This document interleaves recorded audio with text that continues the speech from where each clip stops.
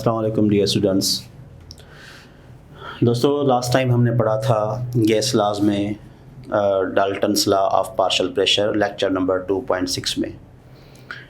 तो गैसेस के पोर्शन में हमने गैसेस का इंट्रोडक्शन, गैसेस का behaviour, kinetic molecular theory of gases और गैस लॉज डिस्कस किए थे। आज हम इस चैप्टर के दूसरे पोर्शन पे यानी लिक्विड स्टेट पे बात करेंगे। तो liquid state, first state was gas, जो हमने डिस्कस कर ली। Liquid is a second state, पहली gas, liquid second. Liquid is intermediate, वो किस तरह, यानी फर्स्ट स्टेट गैस है जो बहुत ही आसान है, सेकंड लिक्विड है, थर्ड सॉलिड है। ये मैंने तरतीब कैसे दी है जो बुक में लिखा हुआ है, ये सिर्फ वो सिलसिला नहीं है, लेकिन इसकी स्टडी, इनकी काइनेटिक मॉलिक्यूलर थ्योरी, इनकी फोर्सेस, इनकी डेंसिटी, सब प्रॉपर्टीज़ के हवाले से लिक्विड सेंटर में आएगा, गैसेस फर्स्ट में आएगा, सॉलिड आखिर में आएगा। सबसे ईजीएस्ट स्टेट गैस है, सबसे हार्डेस्ट रिजिस्ट स्टेट रिजिड जो है वो सॉलिड है, और लिक्विड जो है इंटरमीडिएट है। Liquid is second state, liquid is intermediate state, liquid is interconvertible state. जैसे पानी का हम एग्जाम्पल लेते हैं, पानी, बर्फ़, अगर हम आइस लें, अगर उसको हम गर्म करेंगे तो डायरेक्ट गैस नहीं बनेगा, पहले लिक्विड में आएगा, ठीक है, उसके बाद स्टीम में आएगा। तो यानी आपने देखा पानी की बीच वाली स्टेट क्या है, लिक्विड स्टेट है। सो लिक्विड, अगर हम इस स्टीम को ठंडा करेंगे तो डायरेक्टली आइस नहीं बनेगी, पहले लिक्विड में कन्वर्ट होगा, फ्रीज होगा, ठंडा होगा, उसके बाद आइस बनेगी। So liquid is intermediate state. अगर हम डेंसिटी देखें, सॉलिड्स की डेंसिटी सबसे ज़्यादा है, लिक्विड की थोड़ी कम है, गैसेस की बहुत कम है, क्योंकि गैसेस का शेप जो है, वॉल्यूम जो है वो फिक्स नहीं है। तो यानी इन सब हवाले से liquid is intermediate, liquid is interconvertible. Liquid को हम सॉलिड में भी कन्वर्ट कर सकते हैं और सॉलिड से लिक्विड भी हासिल कर सकते हैं। लिक्विड को हम गैस में भी कन्वर्ट कर सकते हैं और गैस से हम लिक्विड भी बना सकते हैं। So it is an interconvertible state. अगर इंटरमॉलिक्यूलर फोर्सेस देखें तो लिक्विड्स में इंटरमॉलिक्यूलर फोर्सेस ज़्यादा हैं गैसेस से। लिक्विड के मॉलिक्यूल्स आपस में कॉन्टैक्ट में हैं, मिले हुए हैं, गैसेस के मॉलिक्यूल्स दूर हैं, और सॉलिड के मॉलिक्यूल्स बहुत ही टाइटली पैकिंग में हैं। तो यानी सॉलिड्स में बहुत ज़्यादा इंटरमॉलिक्यूलर फोर्स है, लिक्विड की फोर्स सॉलिड से कम है लेकिन गैसेस से ज़्यादा है। डेंसिटी भी हम अगर देखें तो डेंसिटी गैसेस से लिक्विड की ज़्यादा है और सॉलिड से कम है। डेफिनेशन में दो पॉइंट्स हमने डिस्कस की थी, डेफिनेट वॉल्यूम और डेफिनेट शेप। दोनों नहीं है तो गैस है। अगर डेफिनेट वॉल्यूम है लेकिन डेफिनेट शेप नहीं है, इनडेफिनेट शेप है, तो वो स्टेट लिक्विड होगी। हमने पढ़ा था गैसेस में कि 1 मोल गैस का कितना वॉल्यूम ऑक्यूपाई कर सकता है स्टैंडर्ड कंडीशंस पे, तो 1 मोल गैस का 22.4 लीटर ऑक्यूपाई कर सकता है।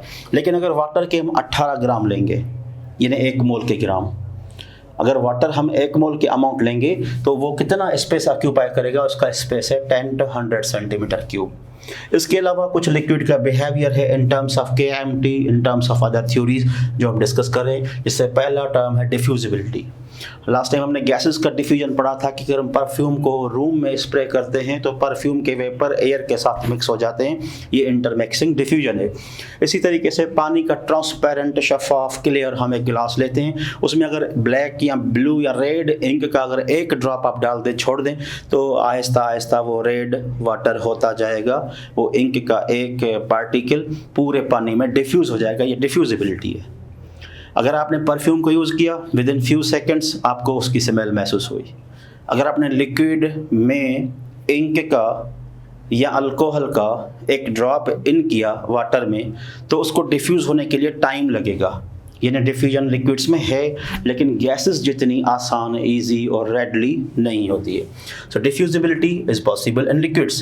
Diffusibility of liquid is slow than gases. उसका रीज़न क्या है कि गैस के भी मॉलिक्यूल्स बहुत स्पेस में फैले हुए हैं, बहुत खाली स्पेस गैस के मॉलिक्यूल्स को मिलता जाएगा, इसलिए गैसेस जल्दी डिफ्यूज हो जाती हैं। और गैस के मॉलिक्यूल्स को दौड़ने के लिए, मूव करने के लिए काइनेटिक एनर्जी भी ज़्यादा है।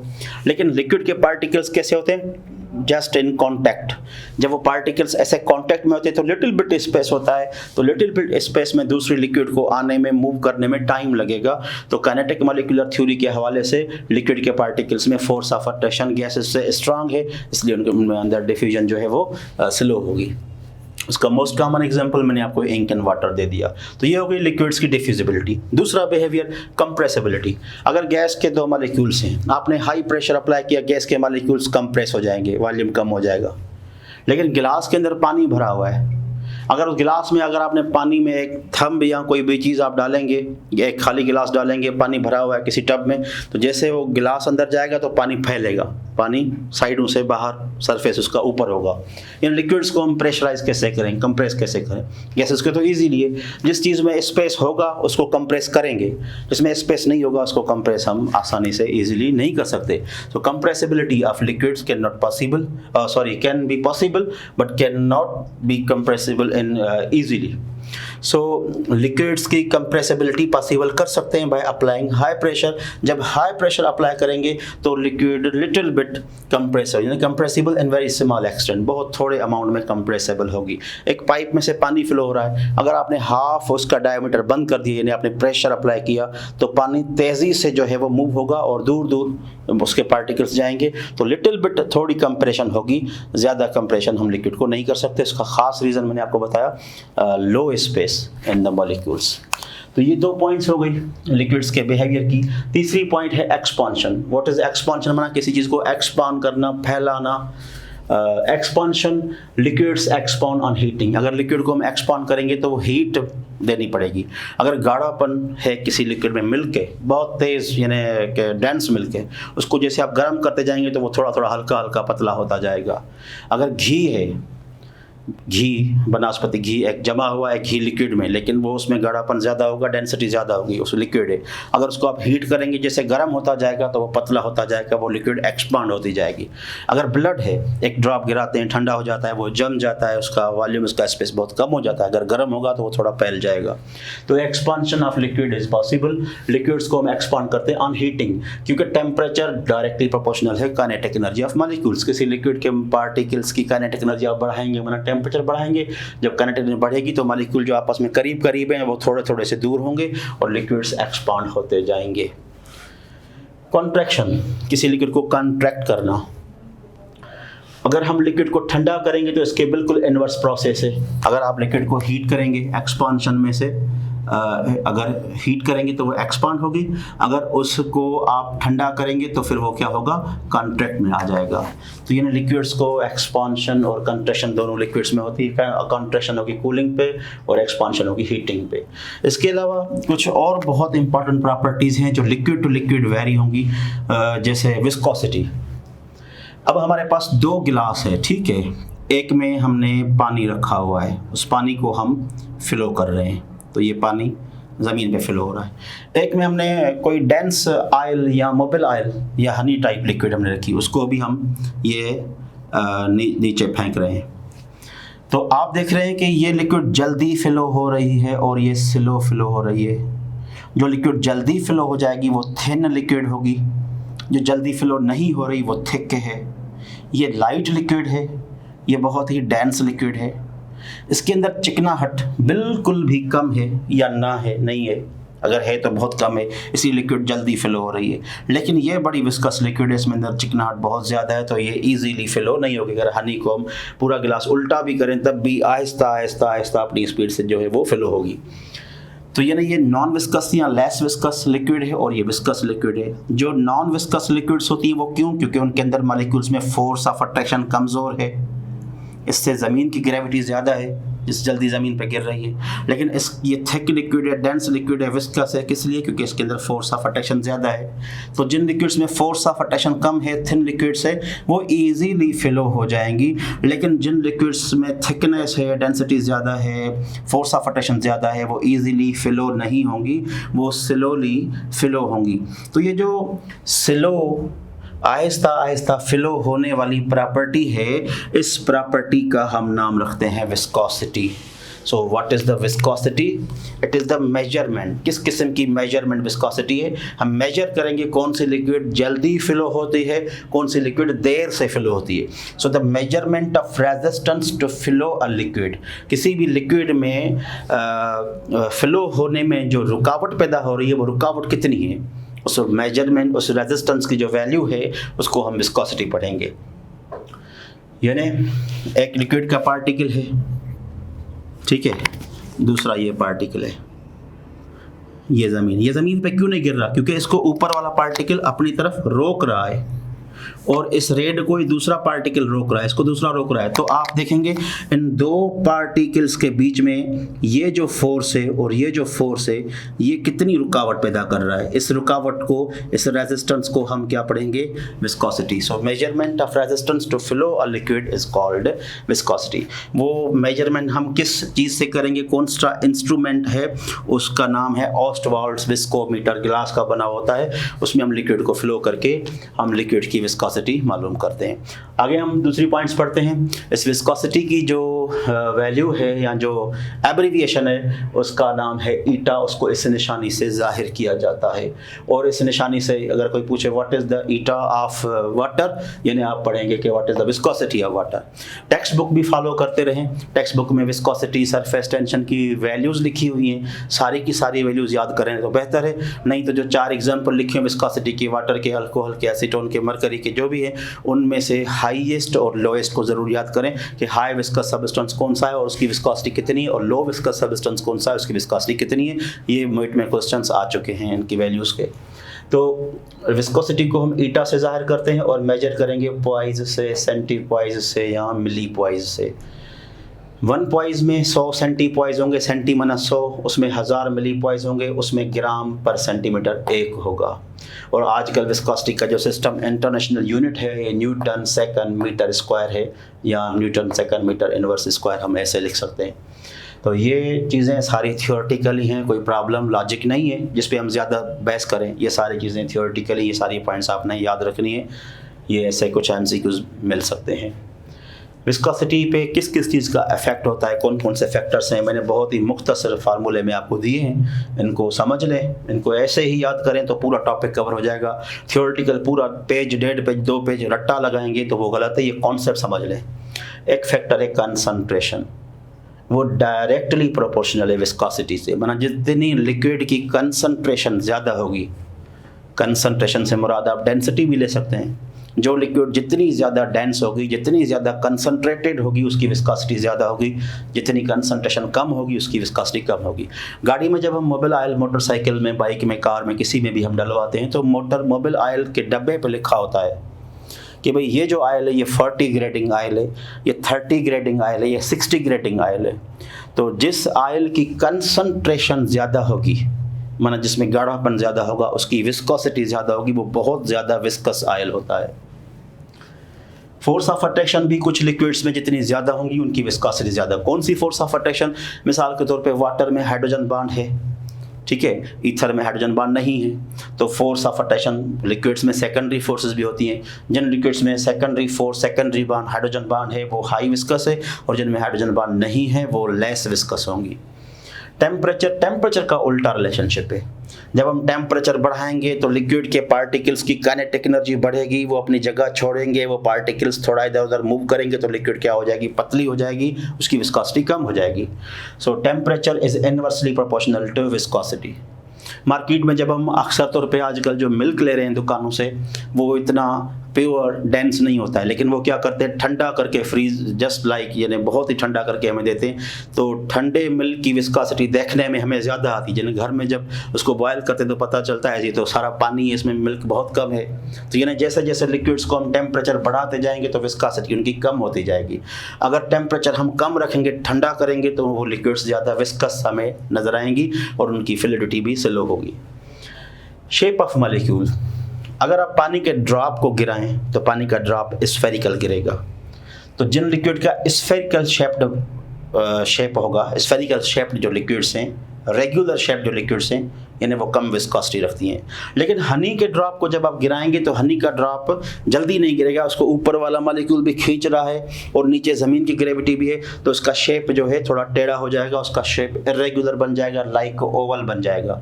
तो जिन लिक्विड्स के ड्रॉप्स के शेप ओवल आपको नज़र आते हैं यानी वो हाई विस्कस लिक्विड्स हैं, और जिन लिक्विड्स के ड्रॉप आपको ओवल नज़र नहीं आते, स्फेरिकल नज़र आते हैं, माना उनकी विस्कोसिटी कम है। इसके अलावा साइज़ ऑफ मॉलिक्यूल्स भी हैं। लिक्विड के ड्रॉप का जो साइज़ है अगर बहुत छोटा बनता है माना वो कम विस्कस लिक्विड है, अगर साइज़ ऑफ मॉलिक्यूल ज़्यादा बनेगा यानी वो हाई विस्कस लिक्विड है। तो ये हो गए विस्कोसिटी के फैक्टर्स। आपने पढ़ा विस्कोसिटी क्या है, विस्कोसिटी के फैक्टर्स क्या हैं, कैसे विस्कोसिटी हम बढ़ा सकते हैं, कम कर सकते हैं, किस यूनिट में हम उसको नापते हैं और किस इंस्ट्रूमेंट से हम मेजर करते हैं। इसी तरीके से एक और प्रॉपर्टी है लिक्विड्स की जिसका नाम है सरफेस टेंशन। इन दो वर्ड्स को अगर आप तोड़ें तो सरफेस माना ऊपर, ये देखें गिलास है पानी का, इसमें ये मॉलिक्यूल्स का लेयर है, ये दूसरा मॉलिक्यूल्स का लेयर है, तीसरा मॉलिक्यूल्स का लेयर है, चौथा लेयर है, पांचवा लेयर है, छठा लेयर है जिसको मैंने रेड में बॉर्डर कर दिया है। तो किसी भी गिलास में, ये तो मैंने 6 लेयर बनाए, 6 नहीं होंगे, हज़ारों लाखों मॉलिक्यूल्स के लेयर होते हैं। लेकिन इमेजिन करो जो टॉप मोस्ट लेयर होगा, जो आखिरी ऊपर वाला लेयर होगा, वो होगा सरफेस लेयर। उस सरफेस पे जो भी लिक्विड्स के मॉलिक्यूल्स हैं उन मॉलिक्यूल्स में एक टेंशन क्रिएट होता है, एक टेंशन डेवलप होता है, एक फोर्स डेवलप होती है, एक पुल डेवलप होता है। सरफेस माना सरफेस वाले मॉलिक्यूल्स, टेंशन माना force of attraction, pull of attraction, stress. तो सपोज करें मैंने एक इस मॉलिक्यूल का एग्जांपल लिया, ये वाला मॉलिक्यूल। अब देखें ये वाला मॉलिक्यूल ये है, इसको लेफ्ट वर्ड एक मॉलिक्यूल अपनी तरफ खींच रहा है, राइट वर्ड भी अपनी तरफ मॉलिक्यूल खींच रहा है, और डाउनवर्ड भी कुछ मॉलिक्यूल्स हैं जो अपनी तरफ इसको खींचेंगे, लेकिन अपवर्ड कोई फोर्स नहीं है। तो इस मॉलिक्यूल को, जो सरफेस लेयर वाले मॉलिक्यूल्स हैं, उनमें एक फोर्स डेवलप होती है, उनमें एक टेंशन डेवलप होता है, जो राइट वर्ड भी होगा, लेफ्ट वर्ड भी होगा, डाउनवर्ड भी होगा। उस टेंशन को हम पढ़ेंगे सरफेस टेंशन। लेकिन जो अंदर वाले मॉलिक्यूल्स है, सपोज करें ये मॉलिक्यूल है, सेंटर का कोई भी एक मॉलिक्यूल, इसमें देखें इस तरफ भी मॉलिक्यूल खींच रहा है, इस तरफ भी, तो ये फोर्स कैंसिल हो गई। इस तरफ भी मॉलिक्यूल है तो इस तरफ भी ये फोर्स कैंसिल हो गई, देयर इज नो फोर्स। यानी ये सेंटर वाला एक मॉलिक्यूल मैं गिलास से बाहर निकालता हूँ तो आप देखें इसको लेफ्ट वर्ड फोर्स है, ये लेफ्ट वर्ड जाएगा, लेकिन वही फोर्स जब राइट वर्ड होगी तो दोनों फोर्सेस कैंसिल। अब डाउनवर्ड फोर्स है तो ये मॉलिक्यूल नीचे गिरेगा, नीचे ज़्यादा अट्रैक्ट होगा, लेकिन इसके ऊपर भी एक मॉलिक्यूल है, उसकी तरफ भी फोर्स होगी, तो इधर फोर्सेस सारी चारों के चारों क्या है, कैंसिल है। तो ये जो टेंशन्स हैं ये सरफेस टेंशन नहीं है, लेकिन सरफेस पे मॉलिक्यूल्स में सिर्फ डाउनवर्ड और साइडवर्ड फोर्स होगी। तो आप डिफाइन कर सकते हैं बहुत सारे तरीकों से, force of attraction between the molecules of surface layer of liquid is called surface tension. Force of attraction between the molecules towards right sidewards and downwards is called surface tension. तो यानी ये जो सरफेस टेंशन है इसको हम define करेंगे, the tension और पुल और force of molecules of surface of liquids का सरफेस टेंशन। इसका क्या फ़ायदा है, ये क्यों है सरफेस टेंशन, इसकी क्या इफेक्ट हो सकता है। भाई अगर सरफेस टेंशन ज़्यादा होगा तो मॉलिक्यूल्स का एरिया कम होगा, अगर सरफेस टेंशन स्ट्रांग नहीं होगा तो मॉलिक्यूल्स थोड़े फैले हुए होंगे, एरिया ज़्यादा होगा। So main effect of surface tension is that it decreases the surface area of liquid. जिसमें टेंशन ज़्यादा होगा उस लिक्विड का सरफेस एरिया कम होगा। इसको हम मेजर करते हैं स्टेलेग्मोमीटर में, और जिस यूनिट में हम नापते हैं वो है डाइंस पर सेंटीमीटर या आर्ग पर सेंटीमीटर स्क्वायर। इसके फैक्टर्स कौन से हैं, इसके फैक्टर्स यही है जो आपने विस्कोसिटी में पढ़े। जैसे विस्कोसिटी में आपने फैक्टर पढ़ा कंसंट्रेशन, भाई लिक्विड की कंसंट्रेशन ज़्यादा है तो विस्कोसिटी भी ज़्यादा, सरफेस टेंशन भी ज़्यादा। विस्कोसिटी में आपने पढ़ा force of attraction directly proportional viscosity, तो लिक्विड में फोर्स ऑफ अट्रैक्शन ज़्यादा होगा तो सरफेस टेंशन भी ज़्यादा होगा। विस्कोसिटी में आपने पढ़ा टेम्परेचर, अगर बढ़ाएंगे तो विस्कोसिटी कम होगी, टेम्परेचर अगर बढ़ाएंगे तो मॉलिक्यूल्स की काइनेटिक एनर्जी बढ़ेगी और टेंशन जो होगा वो कम होगा और सरफेस टेंशन कम हो जाएगा। Shape of molecule, size of molecule as it is factors हैं। तो यानी लिक्विड्स में सरफेस टेंशन भी वही फैक्टर्स अप्लाई हम करते हैं जो विस्कोसिटी के हमने पढ़े। अब लिक्विड का बिहेवियर, लिक्विड के पॉइंट्स, विस्कोसिटी, सरफेस टेंशन, ये हमने पढ़े। अब हम आते हैं एक और property of liquid that is also variable from liquid to liquid, it's vapour pressure. So what is vapour pressure? Vapour pressure की पहली माना है प्रेशर ऑफ लिक्विड। हमने पढ़ा था कि गैस मॉलिक्यूल जो है एक जगह से दूसरी जगह जाएगा, जब दूसरे मॉलिक्यूल से टकराएगा तो कोलिजन की वजह से प्रेशर डेवलप होगा। लेकिन लिक्विड का मॉलिक्यूल एक जगह से दूसरी जगह तो नहीं जाता, तो लिक्विड के मॉलिक्यूल्स में प्रेशर कैसे डेवलप होगा? सो वेपर प्रेशर बना प्रेशर ऑफ लिक्विड, लिक्विड का प्रेशर कैसे होगा? इसलिए इसकी बहुत अच्छी माना हम इसको चेंज करेंगे इसमें। Pressure of vapours of liquid, माना जब लिक्विड को हम वेपर्स में लाएंगे, जब लिक्विड नेचुरली एटमॉस्फेयर पे एवापोरेट होगी, वो लिक्विड फेस में आएगी, वेपर फेस में आएगी, उस वक्त प्रेशर जो लगेगा वो किसी गैस का नहीं होगा, वो उस लिक्विड की गैस होगी। So pressure vapour of liquid is called as vapour pressure. या इसको मजीद हम क्लियर करके पढ़ेंगे तो ये होगा pressure of molecule of liquid in gaseous face. यानी ये देखें, ये हमने लिक्विड को हीट किया, इधर वाले मॉलिक्यूल्स कहाँ हैं, ये मॉलिक्यूल्स एस्केप हो गए, ये मॉलिक्यूल्स गैस के मीडियम में आ गए। अब ये जो मॉलिक्यूल है एक प्रेशर लगा रहा है, उसके प्रेशर को हम क्या पढ़ेंगे, वेपर प्रेशर। इधर ये जो वेपर्स हैं ये मॉलिक्यूल्स के, इधर जो ये वेपर्स हैं इनका जो प्रेशर होगा उसको हम पढ़ेंगे वेपर प्रेशर। तो किसी भी लिक्विड को जब हीट अप किया जाता है, किसी भी लिक्विड की जब नेचुरली काइनेटिक एनर्जी बढ़ जाती है तो वो वेपर फेस में आ जाती है, उस वक्त जो उसके वेपर्स का प्रेशर लग रहा होता है उसको हम वेपर प्रेशर पढ़ेंगे। तो वेपर प्रेशर में अगर सिस्टम हम बंद सिस्टम लेते हैं, क्लोज कंटेनर है, तो आप देखें ये लिक्विड को हम हीट कर रहे हैं, लिक्विड के मॉलिक्यूल्स जो थर्ड ये अपर वाले थे वो लिक्विड मीडियम में आ चुके हैं। जैसे जैसे ऊपर जाते जाएंगे अपनी एनर्जी कम करेंगे, जब एनर्जी इनकी कम हो जाएगी, थोड़ी इसका टेम्परेचर इनका कम हो जाएगा तो फिर वापस ये ऊपर गिरेंगे, फिर वापस लिक्विड में आ जाएंगे। तो ये नहीं, ड्यूरिंग वेपर प्रेशर जब change of state from liquid to gas होगी उसको हम एवापोरेशन पढ़ेंगे, और जब वापस वो वेपर्स आएंगे तो उसको हम क्या पढ़ेंगे, कंडेंसेशन।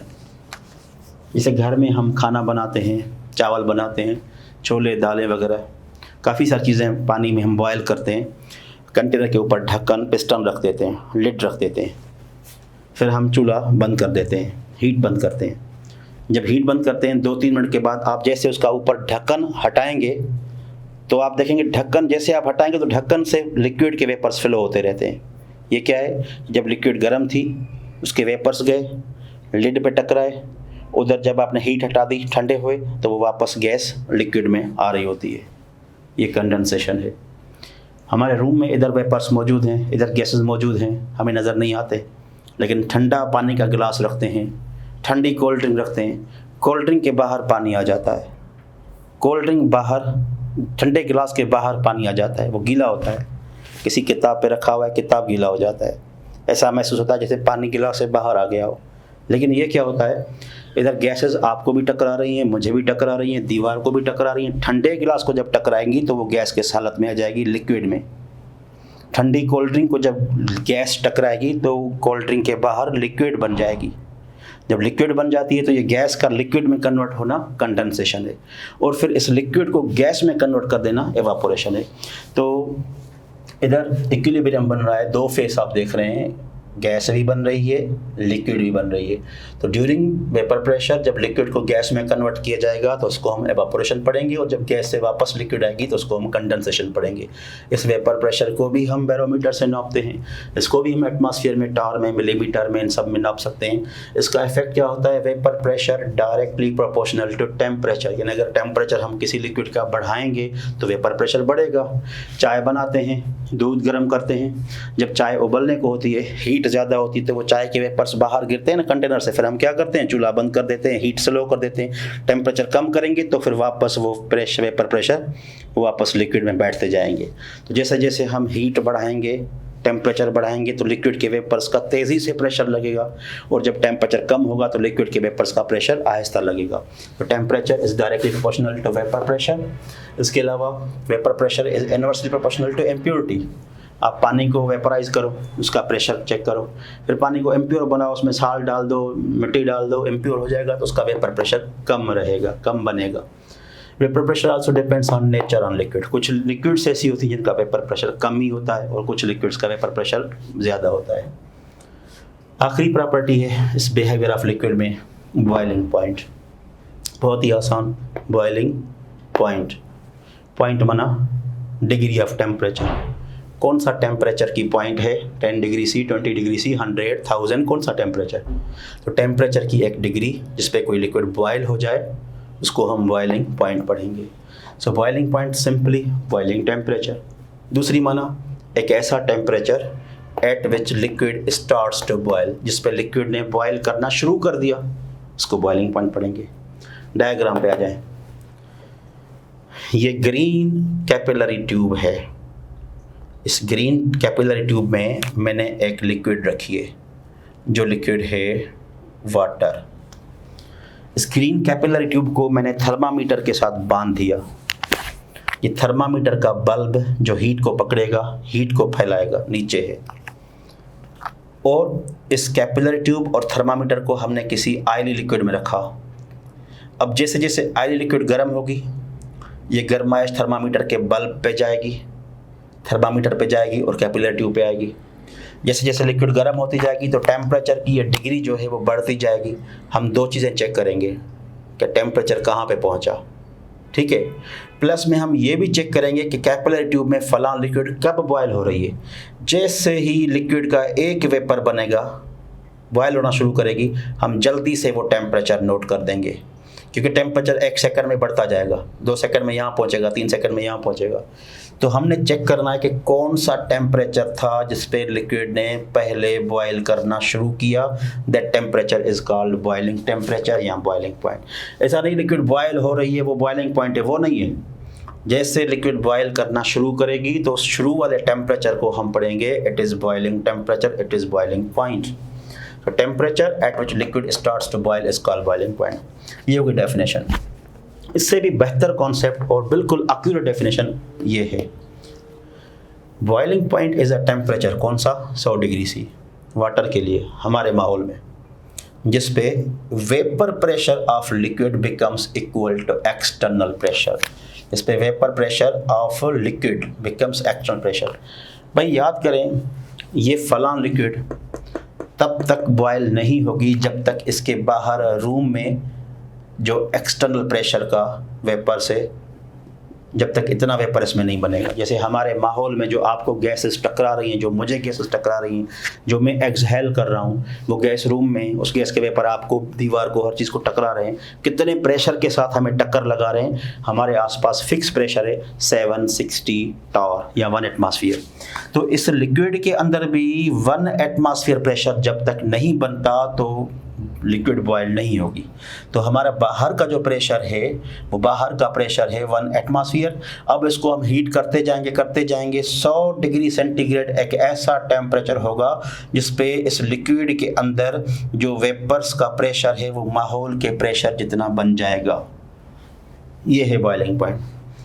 क्योंकि जब हम ऊपर एरियाज़ पे जाएंगे, माउंटेनस एरिया पे जाएंगे, माउंट एवरेस्ट पे जाएंगे, K2 पे जाएंगे, तो उधर बाहर का प्रेशर 760 एटमॉस्फेयर टॉर्स नहीं है, हमारे पास 760 है, उधर उससे कम है। जब कम है तो उधर कम प्रेशर जल्दी डेवलप हो जाएगा, उधर वाटर 100 से पहले बॉयल हो जाएगा। तो यानी बॉइलिंग पॉइंट किस चीज़ पे डिपेंड करती है, सिर्फ टेम्परेचर पर डिपेंड नहीं करती, बल्कि also depend on external pressure. हमारे पास एक्सटर्नल प्रेशर 1 एटमॉस्फेयर है तो लिक्विड पानी 100 पे बॉयल होगा। माउंटेनस एरिया पे एक्सटर्नल प्रेशर कम है तो लिक्विड जो है वो जल्दी बॉयल हो जाएगी। So at 1 atmosphere pressure water boils at 100 degree C. At mountainous areas atmosphere pressure is less than 1 atmosphere, so water boils less than 100 degree C. अच्छा, बॉइलिंग पॉइंट किस चीज़ पे डिपेंड करती है? It depends on purity. अगर impurities होंगी liquid में तो बॉइलिंग पॉइंट कम होगी, यानी boiling point decreased by increasing impurities. यानी इसको छोड़ें भले फ़िलहाल। अगर पानी को आपने बॉयल किया 100 पे बॉयल हो गया, अगर पानी में आपने थोड़ा नमक डाल दिया, अब बॉयल करेंगे, अब 100 पे बॉयल नहीं होगा, अब उसकी बॉइलिंग पॉइंट इंक्रीज़ हो जाएगी। सो boiling point depends on impurities. Bye increasing impurities boiling point decrease, depend on purity of liquid. कैसे? जब इम्प्योरिटीज़ को हम बढ़ाएंगे तो बॉइलिंग पॉइंट कम हो जाएगी। तो ये थी बॉइलिंग पॉइंट, ये मेन पॉइंट्स थी, प्रॉपर्टीज़ थी लिक्विड्स की, जो लिक्विड्स के कंप्लीट बिहेवियर को शो करती हैं। अब इस लेक्चर में हमने लिक्विड पोर्शन, मैंने आपको पहले ही बताया था कि न्यूमेरिकल पोर्शन जो था सेकंड चैप्टर में गैसेस का, न्यूमेरिकल्स थे, बहुत सारे लॉजिक्स थे, एक एक प्रॉब्लम को सॉल्व करने के बहुत सारे तरीके थे। मैंने आपको हिंट्स बताई थी, जैसे डाल्टन्स लॉ प्रेशर में, ग्राम्स लॉ में फार्मूला भी था, हिंट्स भी था। तो इसलिए हमारा टाइम ज़्यादा लग रहा था, लेकिन थ्योरी में हमारा टाइम कम होगा। कॉन्सेप्ट मैंने आपको समझा दिया है, चीज़ें अगर आप याद करेंगे तो इंशाल्लाह आपकी बड़ी हेल्प होगी। ओके, नेक्स्ट लेक्चर में हम पढ़ेंगे सॉलिड स्टेट। अल्लाह हाफिज़।